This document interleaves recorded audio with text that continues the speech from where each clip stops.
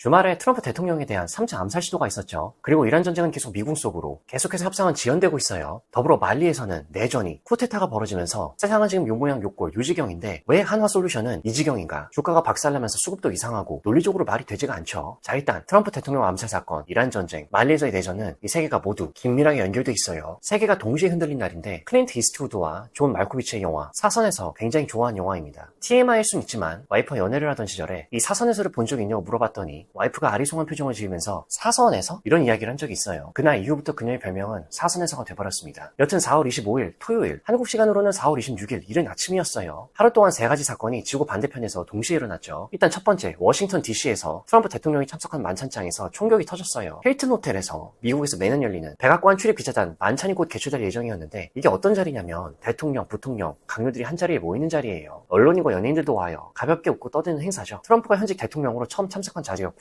그런데 만찬이 시작된 지 얼마 안 돼서 볼룸 밖 복도에서 총소리가 들렸어요. 탕탕탕. 무슨 일이 있었냐? 콜 토마스 앨런 31세 캘리포니아 토런스 출신인데 금요일 사건 하루 전에 체크인했었고 LA에서 기차로 시카고까지 그리고 시카고에서 워싱턴까지 왔어요. 그리고 토요일 저녁에 볼룸 바깥 보안 검색대를 향해 달려들었죠. 앨런이 금속 탐지기를 돌파하고 비밀 요원에게 총을 쐈어요. 정말 영화 사선에서 클린트 이스트우드가 생각나는 장면이죠. 다행히 요원분은 방탄조끼 덕분에 살았고 트럼프 대통령은 바로 철수했습니다. 몇 초 만에 대통령과 멜라니아, 강요들이 볼룸 밖으로 빠져나갔어요. 이 히트맨은 도대체 누구냐? 칼텍 기계공학과를 졸업했고 이후 컴퓨터과학 석사, 학원에서는 아이들을 가르치는 파트타임 선생님이에요. 게임 개발자이기도 하고 평범한 사람이었어요. 다만 최근 몇 년 사이에 LA에서 좌파 정치운동에 참여했죠. The Wide Awakes라는 단체에 들어갔고요. 24년 카밀라 해리스 선거 캠프에 $25 기부도 했고 총을 사서 부모님 몰래 집에 숨겨뒀어요. 사건 직전에 가족들에게 그리고 선언문을 보냈죠. 형이 경찰에 신고했고 몇 분 후에는 총격이 일어났습니다. 아슬아슬하게 이게 막힘과 동시에 앨런은 연방폭력범죄에서의 총기 사용, 연방공무원 폭행 혐의로 기소됐어요. 이게 암살 시도냐? 트럼프는 암살 미수라고 불렀는데 법적으로는 연방공무원 폭행과 폭력범죄 중 총기 사용 혐의로 조사받고 있어요. 의도는 행정부 관리들을 타깃으로 했다고 자백했는데 구체적으로는 트럼프를 타깃으로 했는지는 수사 중인 거죠. 이 사건은 미국 역사에서 트럼프에 대한 세 번째 암살 시도입니다. 24년에 2번, 26년에 또 한 번. 허무하게 끝났지만 이 허무함이 오히려 현실의 정확한 묘사인 게 이란 전쟁으로 분열된 사회에서 현재 단독 극단주의자가 무기를 들고 뛰어들다 막힌 사건이죠. 그리고 이 사건이 일어난 같은 날 트럼프는 이란 협상 대표단 파키스탄 파견을 취소했어요. 만찬장에서 총격을 피하고 바로 이란 협상 포기 선언을 한 거예요. 같은 날 같은 밤에 4월 25일 낮으로 시간을 돌려보면 총격이 일어나기 몇 시간 전 파키스탄 이슬람마바드에는 경찰과 군인분들이 주요 도로를 막고 있었죠. 미국과 이란 사이 2차 평화협상이 여기서 열릴 예정이었거든요. 그래서 근본 2차 협상을 위해 이란 외무장관 아라그치가 먼저 이슬람마바드에 도착했죠. 그런데 실제로 이분은 이란 내부, 특히 강경파들 사이에서는 허수아비 꼭두각시 힘이 없는 분으로 분류가 돼요. 미국은 위트코프와 쿠슈너를 보낼 예정이었고요. 그런데 문제가 있었죠. 이란 본국에서 직접 만남을 부정했어요. 이란 외무부는 파키스탄 중재팀과 양자협상만 하겠다 계속 이렇게 발표했죠. 미국 대표단과는 직접 앉지 않겠다. 그런데 백악관에서는 이란이 직접 협상을 요청했다고 발표했죠. 지금 이 순간에도 이란이 더 수정된 좋은 협상안을 가져온 것을 검토한다고까지 이야기하고 있어요. 결국 트럼프가 선언했죠. 트루 소셜에 이동하는데 너무 많은 시간이 낭비된다. 17시간 너무 많은 일이다. 게다가 이란 지도부 내에서 엄청난 내분과 혼란이 있다. 우리는 패를 다 갖고 있고 이란은 없다. 통화하고 싶으면 전화해. 위트코프와 쿠시너의 파키스탄 방문을 전격 취소했죠. 이게 무슨 의미냐? 이란은 협상 테이블에서 최대한 유리한 조건을 뽑아내려고 버티는 거죠. 트럼프도 알아요. 그래서 강경하게 나가는 거고 다만 이란 내부 상황이 계속해서 복잡해지고 있죠. 지금 두 세력이 싸우고 있어요. 온건파는 협상에서 빨리 끝내자. 경제가 무너지고 있다. 강경파는 절대 핵을 포함한 협상은 안 된다. 시간은 우리 편이다. 이미 두 번이나 통수를 맞지 않았느냐. 이란 혁명수비대 연계 매체 타스님과 파르스 통신은 핵 문제를 협상 테이블에 올리는 것 자체를 반대하고 있어요. 강경파 의원 라바비아는 이렇게 말하고 있죠. 이제부터 미국과 협상에 들어가는 것은 순수한 손해고 이란 국민에게 아무런 이익이 없다. 그리고 이란이 제시하는 조건은 미국이 절대 받아들일 수 없는 거예요. 이란의 요구는 다시는 침략하지 않겠다는 약속, 지금까지 피해 배상, 호르무즈 통제권의 공식 인정, 이거를 가장 원하고 있죠. 지금 튀르키예식, 몽트레 협약을 얘기하는 거예요. 미국의 요구는 핵 개발의 완전 포기, 20년간의 우라늄 농축 중단, 농축 우라늄 국외 반출. 이 두 리스트는 지금 서로 아주 먼 대척점에 있죠. 그러면 왜 지금 협상을 하려고 하나? 트럼프도 이란도 사실 국내 사정 때문이죠. 트럼프는 지지율이 33%대예요. 미국 전역에서 반전 시위가 계속되죠. 중간 선거가 다가오고 있습니다. 이란은 국내 인프라가 심각하게 파괴됐어요. 경제가 무너지고 있죠. 둘 다 어떤 형태로든 출구가 필요한데 조건이 너무 달라서 못 만나고 있습니다. 그리고 같은 날 4월 25일 토요일 아프리카 서쪽 끝 말리에서 말리가 어딘지 모르실 수 있어요. 면적은 한국의 12배, 사막과 초원이 대부분이에요. 인구는 2,300만. 이 나라에서 지금까지 조용히 벌어져온 일이 있었어요. 2020년에는 군사 쿠데타로 민주정부가 무너집니다. 21년에는 그동안의 지배자였던 프랑스군의 철수 요청을 해요. 22년에 러시아 바그너 용병을 초청하죠. 23년에는 바그너, 현재 러시아의 아프리카 군단이죠. 이들이 키다를 점령해요. 러시아의 상징적인 승리를 의미하죠. 그리고 4월 25일 모든 게 뒤집힙니다. 새벽부터 전국에서 동시다발 공격이 시작됐어요. 공격받은 곳은 바마코, 수도죠. 국제공항, 군기지 카티, 그리고 키달 북부 러시아 용병 주둔지였어요. 또 다른 북부인 가오와 중부인 모프티와 세바레. 누가 했냐? 처음으로 알카에다 연계 무장단체 JNIM과 투아레그족 분리주의 반군 FLA가 함께 공격했어요. 이게 왜 충격이냐면 원래 이 두 세력은 사이가 나쁩니다. 종교적 이념도 다르고 목표도 달라요. 그런데 처음으로 손을 잡았죠. 수십 년 만에 가장 강력한 조율된 공격이었던 거예요. 그런데 이걸 제대로 이해하려면 배경이 필요합니다. 이게 14년짜리 이야기거든요. 말리는 아프리카 서쪽 내륙국이죠. 위로는 사막, 아래로는 초원. 그런데 북쪽 인구는 주로 투아레그족이에요. 투아레그족이 누구냐? 2012년부터 시작된 말리 내전의 뿌리는 이 투아레그족의 독립운동이에요. 이들은 북부 지역을 아자와드라고 부르면서 독립국가를 원했어요. 쉽게 말하면 남부인 바마코 중심, 말리 정부가 다스리는 곳이죠. 북부인 키달 중심은 투아레그족이 독립하고 싶은 곳이에요. 이 두 세력이 무려 14년 동안 싸우고 있었습니다. 그런데 왜 알카에다가 끼어드나? 알카에다는 처음부터 말리 전체를 노린 게 아니에요. 2011년 리비아 내전이 터지면서 많은 무기가 사해 지역, 말리 북부를 포함한 사하라 사막 남부 지역이죠. 이쪽으로 흘러들어왔고 이 지역의 혼란이 심해졌습니다. 즉 말리 정부군이 북부 지역을 제대로 통제하지 못하는 상황을 이용해 이슬람 극단주의자들이 빈 공간을 채우려고 한 거예요. 이들의 궁극적인 목표는 사해 지역에 이슬람 율법, 샤리아를 따르는 국가를 세우는 거예요. 그리고 자원 확보, 일부 지역에서는 밀수, 인신매매, 마약거래 등을 통해 자금을 확보해요. 그런데 이번에 처음으로 손을 잡았죠. 왜냐? 공통의 적, 바로 러시아 용병. 러시아가 왜 말리에 있냐면 2020년 쿠데타로 군사정권이 들어서면서 프랑스군을 쫓아내면서 러시아 바그너 용병을 불렀기 때문이죠. 그래서 러시아 입장에서는 말리가 아프리카 전략의 핵심이죠. 러시아가 말리를 중요하게 생각한 이유는 서아프리카의 중앙에 위치하고 있고 주변 국가들에게 영향을 미칠 수 있는 중요한 위치에 있기 때문이에요. 더불어 말리에는 금, 우라늄 등의 천연 자원이 풍부하죠. 러시아는 장기적으로 이러한 자원에 대한 접근권을 확보하는 거죠. 하지만 결국 이번 공격으로 인해서 4월 25일 러시아 아프리카 군단과 말리 군대는 키달에서 협상을 통해 철수했죠. 그래서 앞으로 어떻게 되는 것이냐? 러시아가 다시 공격하나? 가능성 있죠. 그런데 지금 러시아는 우크라이나 전쟁 중이고 이란 전쟁을 간접 지원 중이에요. 말리에서 대패했죠. 세 곳에서 동시에 과부하예요. 말리에서 즉각 반격을 할 여력이 없습니다. 말리 군사정권은 지금 수도 방어도 못하는 상황이에요. 국방부 장관이 집에서 폭살됐는데 정부가 공식 발표조차 못하고 있죠. 결국 국제정세는 더욱 혼돈선에 빠져들게 되는데 당분간은 지금처럼 혼란스러운 상황이 계속될 가능성이 높아요. 말리 정부군, 러시아 용병, 투아레그 반군, 이슬람 극단주의자들이 서로 다른 목표를 가지고 싸우기 때문에 갈등이 쉽게 봉합되지 않습니다. 그리고 지금은 JNIM과 FLA가 손을 잡았지만 상황에 따라 또 다른 동맹이 생기거나 서로를 배신할 수도 있어요. 자, 그래서 4월 25일 토요일 하루에 세 가지 사건이 동시에 터졌죠. 워싱턴에서 총격, 파키스탄에서 협상 붕괴, 아프리카 말리에서 정권 위기. 이게 그냥 우연일까요? 세 사건을 하나의 뿌리에서 자라난 가지들로 보면 전혀 다른 그림이 보여요. 미국이 26년 2월에 이란을 공격하면서 단 하나의 행동이 전 세계에 파문을 던졌죠. 이날 세 곳에서 동시에 수면 위로 터진 거예요. 연결 1번은 총격, 미국 내부의 분열의 폭발이죠. 폴 앨런은 칼텍 출신이에요. 나사에서 인턴도 했어요. 24년에 교사의 달, 이달의 교사로도 뽑혔죠. 겉으로는 아무 이상이 없는 사람이에요. 그런데 이란 전쟁이 시작된 후 미국 내 반전 정서가 폭발했죠. 유가가 오르고 물가가 오르고 젊은 층의 반전 운동이 커졌어요. 앨런이 참여한 더 와이드 어웨이크스도 그 흐름 속의 단체예요. 이 사람이 트럼프 행정부 관리들을 타깃으로 삼은 건 개인의 관계가 아니에요. 이란 전쟁이 만들어낸 사회적 분열이 한 사람을 극단으로 밀어낸 거죠. 그리고 이 사건 직전에 트럼프가 이란 협상 취소를 발표했죠. 협상이 취소되는 날 총격도 일어난 거예요. 같은 압력이 두 개의 다른 형태로 터진 거죠. 이 연결고리 이번에서 이란이 강경해진 이유는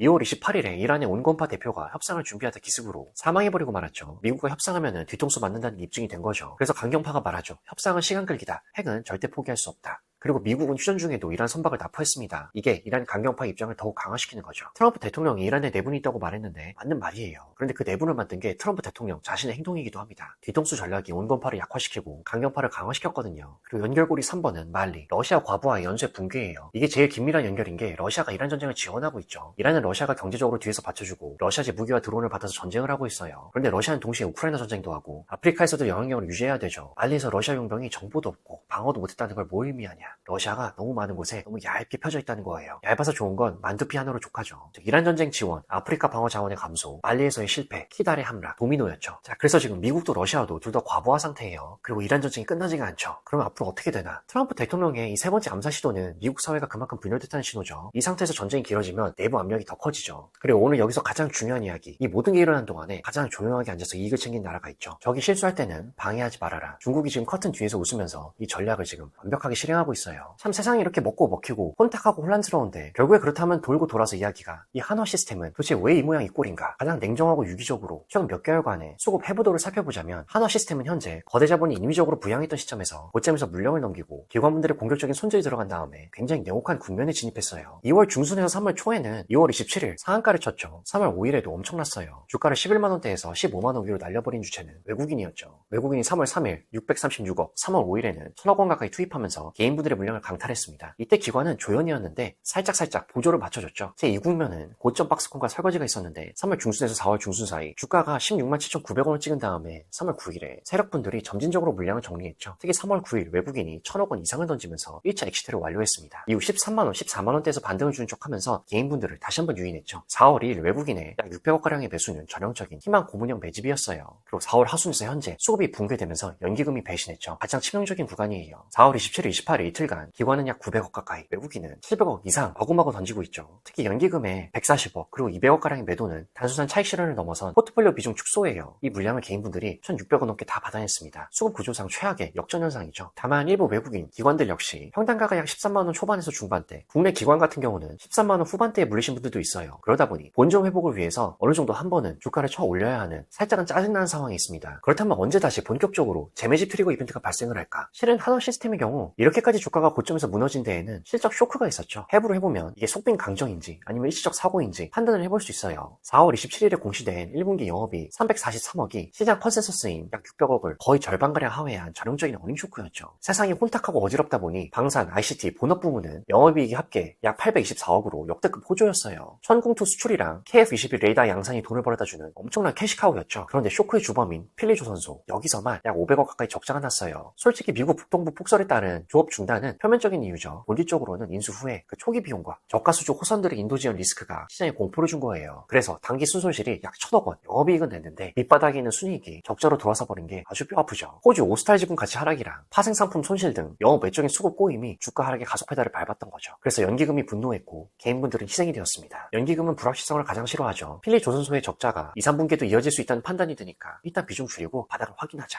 그래서 기계적인 손절 물량이 나오는 겁니다. 그리고 외국인도 4월 28일 350억 이상을 또 던졌죠. 2월에는 1,000억 단위로 사면서 펌핑을 주도했었는데 이제는 숏 관점으로 돌아선 거예요. 그렇기 때문에 한화 시스템은 필리조선소의 눈이 높고 2분기 때 개인분들의 매수세가 마를 때 3분기 때 이때가 재상승의 타임이라고 볼 수 있겠죠. 일단 4월 28일, 29일에 들어오신 개인분들의 1,000억 원 가까운 물량이 손절매로 튀어나와야 되죠. 주가가 그래서 10만 원 초반대에서 11만 원 사이 여기까지 흘러내리며 지루한 횡보를 이어나갈 때 이때 물량이 매집되면서 2분기에서 3분기 적자 호선이 인도가 완료되고 금융투자 쇼 커버링 물량이 하루에 약 한 200억 이상 들어오는 날이 1차 반등이 시작이겠죠. 6월 말 혹은 2분기 시적 가시성이 확보되는 7월 초에나 전고적 회복을 위한 랠리가 시작될 수 있는 거예요. 즉 한화 시스템은 세상이 혼탁한 가운데 방산인 근육은 튼튼하지만 조선소인 발목에 염좌가 생긴 상태예요. 다만 지금 숫자들은 하반기 개선을 말하고 있는데 수급은 당장의 이탈을 선택했죠. 결국 10만원에서 11만원 선에서 다시 조용히 모아가는 자가 하반기 이 혼탁한 세상을 레버리지 삼아 빅베스를 통해 실적을 개선시키는 한화 시스템의 달콤한 열매를 그때 먹을 수 있겠죠.